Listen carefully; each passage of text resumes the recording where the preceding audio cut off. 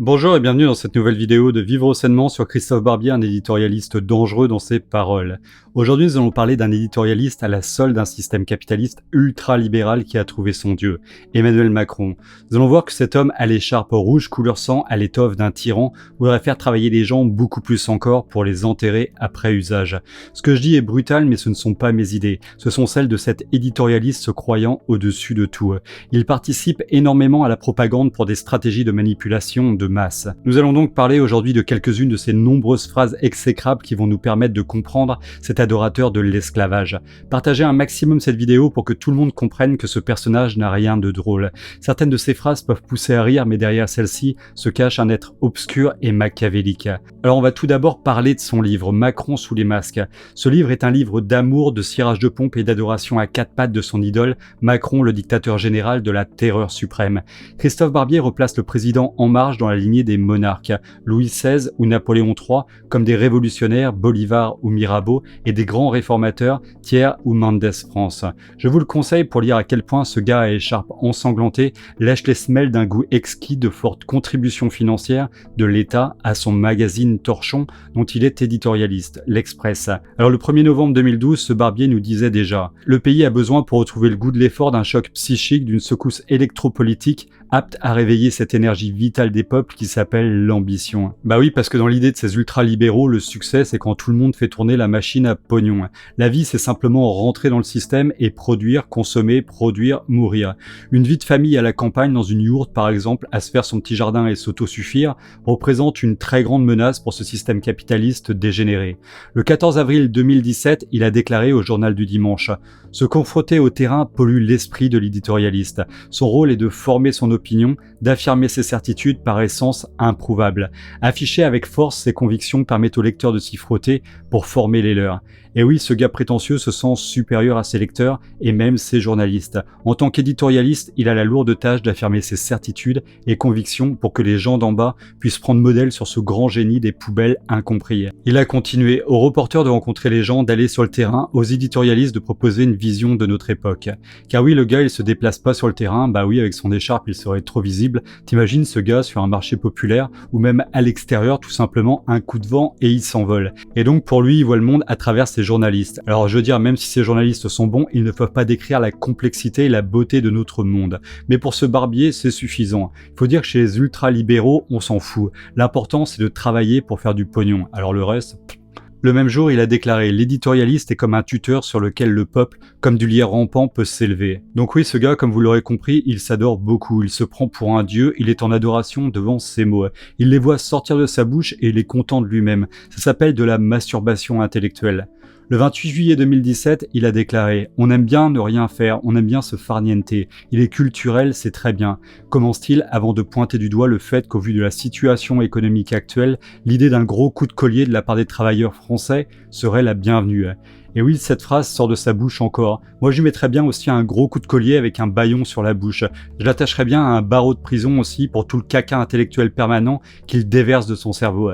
Il estime aussi qu'il serait temps que les Français renonçassent d'eux-mêmes à cette 5e semaine de congés payés, en continuant. Allez, 4 semaines de vacances et on supprime aussi les RTT. Moi je dis qu'il serait temps aussi qu'ils renonçassent de réfléchir, car il est trop à la ramasse ce crétin des Alpes esclavagiste. Je le vois très bien maître d'esclaves à posséder la vie des gens à son service et les exploiter jusqu'à la mort. Il sait manier les mots, mais ses idées sont vraiment nauséabondes. Ça sent le moisi des puissances d'argent. Le 29 août 2018, Christophe Barbier estime ensuite effectivement que sans tomber dans le cynisme, il y a beaucoup des plus âgés de ce pays qui ne seront plus électeurs en 2022, parce qu'ils seront morts et voilà. Et oui, voilà la vision de ce bébé bercé trop près des murs. À l'école, tout le monde le tabassait. Maintenant qu'il gagne beaucoup de pognon pour déverser ses niaiseries, il prend sa revanche. Oh mon gars, tu parles d'humain, ton père et ta mère font partie de la génération dont tu parles. T'as pas honte de parler comme ça de tes parents et de la génération de tes parents, non ?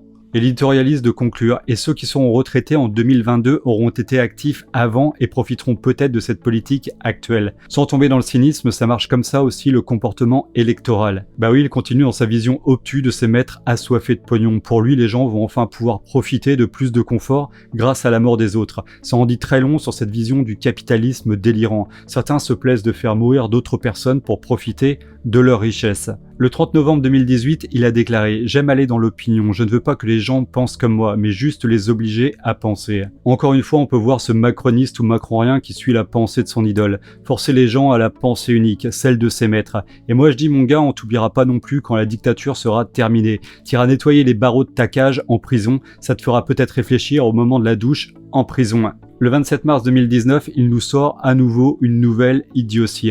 S'il y a une augmentation de la mortalité, ce n'est pas à cause des 80 km/h, c'est à cause de la destruction des radars. Les fautifs, les criminels, ce sont ceux qui ont détruit les radars. Franchement, mais le gars, il arrête jamais. Vraiment, c'est un moulin à caca permanent. Faudrait le faire tester, le ramener au service après-vente, on sait jamais, il a peut-être une pièce de cassé. Alors restez bien avec nous pour la dernière partie car vous allez voir qu'il a eu des propos vraiment pires. Ces propos sont vraiment condamnables pénalement. J'espère qu'un avocat le poursuivra car il faut sanctionner ce propagandeur une fois pour toutes pour ses paroles dangereuses. Abonnez-vous également à la chaîne et rejoignez-nous sur Facebook pour rester en contact avec la chaîne si elle venait à être suspendue car oui, ça pourrait arriver.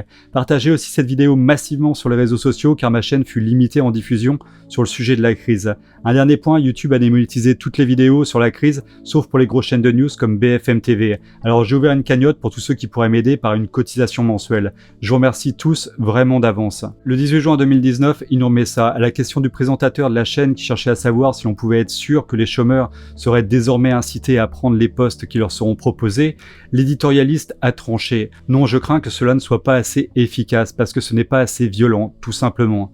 En France, on considère que le droit au travail, c'est le droit de choisir son travail. Et de ce côté-là, il faudrait réformer complètement Pôle emploi. Donc c'est genre tes cadres commercial un peu trop dérangeants dans ta grosse entreprise parce que tu demandes beaucoup trop de questions, l'entreprise te vire pour faute grave alors que t'as rien fait. Elle te vire car maintenant, grâce à Macron, ça revient plus très cher aux entreprises de virer n'importe qui. Alors elle te vire et là t'arrives pas à retrouver un boulot tout de suite car il y en a pas en ce moment-là, c'est ballot. Par contre, il y a un poste de laveur de carreaux qui est dispo et on te force à l'accepter, sinon on te coupe le chômage. En gros, c'est la vision de ce batracien. Le 20 décembre 2020, il donne sa vision des choses sur la réforme des retraites et sur le scandale Delvoye. À la question Jean-Paul Delvoye doit-il quitter le gouvernement, Christophe Barbier a regardé dans sa boule de cristal et répondit de manière catégorique. En pleine crise, quand l'adversaire réclame le scalp du ministre, on lui donne pas. Delvoye partira, mais il partira quand le texte sera terminé, ficelé et transmis au Conseil des ministres. C'est prévu pour le 22 janvier. En fait, Jean-Paul Delvoye démissionne quelques heures plus tard, mais il en faut plus pour perturber le mari de Madame Irma qui, en fin de journée dans C'est dans l'air, évoque directement toutes les raisons pour lesquelles Jean-Paul Delvoye n'avait en réalité pas d'autre choix que de démissionner. Alors que le matin, il avait prédit l'inverse. Une pression très forte, l'attente d'épisodes encore plus embêtants, mais aussi une manœuvre politique. Matignon et l'Élysée ont décidé qu'il pourrait porter peut-être le chapeau des renoncements qu'on va peut-être voir demain. Ce fameux âge pivot dont la CFDT veut le retrait. Donc le sieur de pompe du pouvoir avait à nouveau regardé dans sa boule de cristal pour nous prédire son opinion. Bref, le lendemain, nulle trace de renoncement ou de recul du gouvernement évoqué par Barbier.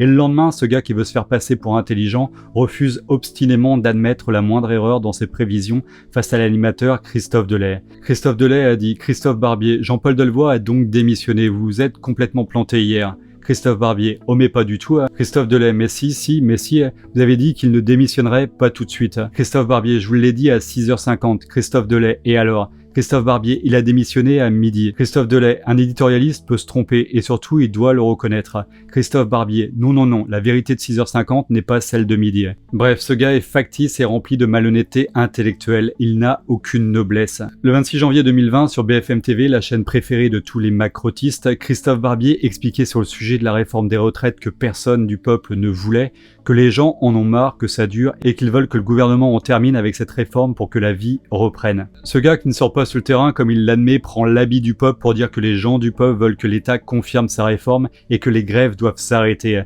Alors je pense qu'il doit pas parler du même peuple que nous. Il doit parler des bobos parisiens dans des hôtels particuliers quand on marre des grèves à Paris car à chaque fois ils sortent le chauffeur et la BM, ça leur prend des heures pour aller faire les courses chez Fauchon. C'est sûrement de ce peuple qui parle. Le 25 février sur le plateau de BFM TV encore, il déclarait « Jusqu'où pour protéger la population on prend le risque d'une crise économique. Mais à un moment donné, pour sauver quelques vies de personnes très âgées, on va mettre au chômage quelques milliers de gens. Mais la vie n'a pas de prix, répondit la journaliste Adeline François. Et l'homme à l'écharpe rouge de préciser sa pensée sur une tonalité fataliste. Et ben voilà, la vie n'a pas de prix, mais elle a un coût pour l'économie. Et cet arbitrage-là, dans l'ombre, dans la pénombre des cabinets ministériels, il faut bien à un moment donné l'envisager. Rien de plus à déclarer, cet homme est abject, morbide et macrotiste à 100%. Pour lui, comme pour ce gouvernement de lobbyistes, la vie de quelques gens n'est pas aussi importante que l'économie qui permet d'enrichir uniquement les plus riches. Et vous, qu'en pensez-vous? Voilà, cette vidéo est terminée pour aujourd'hui, j'espère que vous l'avez appréciée. Si c'est le cas, cliquez sur j'aime et partagez-la massivement sur les réseaux sociaux. Abonnez-vous à la chaîne si ce n'est pas encore fait et à très bientôt pour une prochaine vidéo sur Vivre Sainement.